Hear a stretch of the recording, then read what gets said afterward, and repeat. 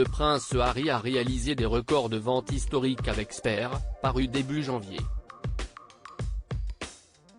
Un succès retentissant qu'il doit à une plume de l'ombre, un dénommé J.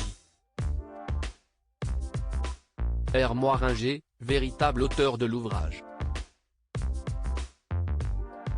Qui cet écrivain qui se cache derrière l'écriture des mémoires du prince Harry. Avec Spare, paru le 10 janvier dernier, le prince Harry ne cesse de faire parler de lui.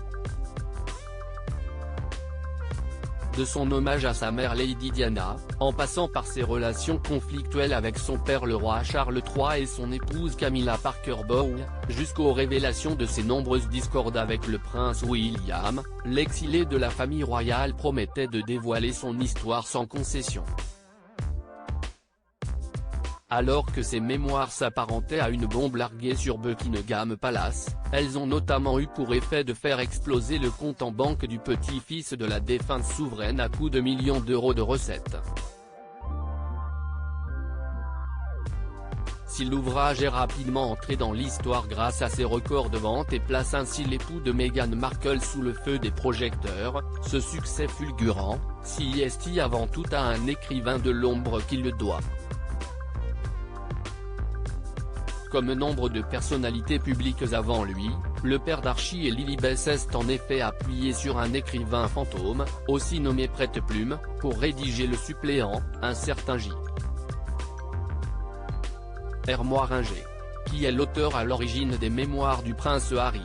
Une plume de renom née en 1964 à New York, J.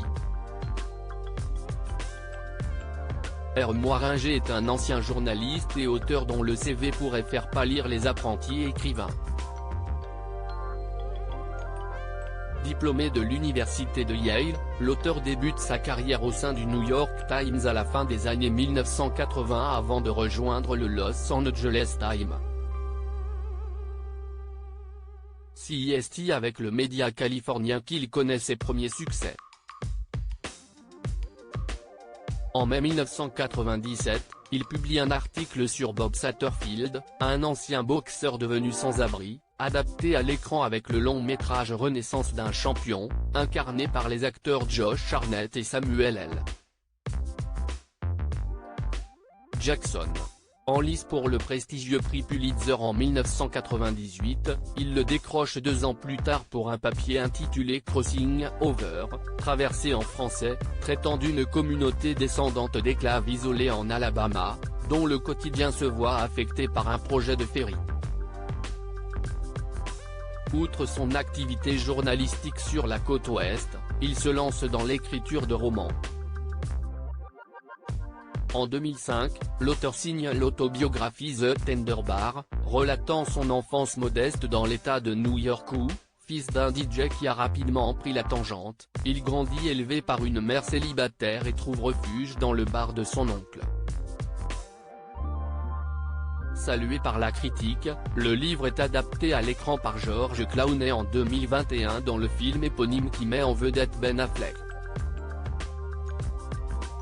En 2012, l'écrivain publie également le roman Sutton.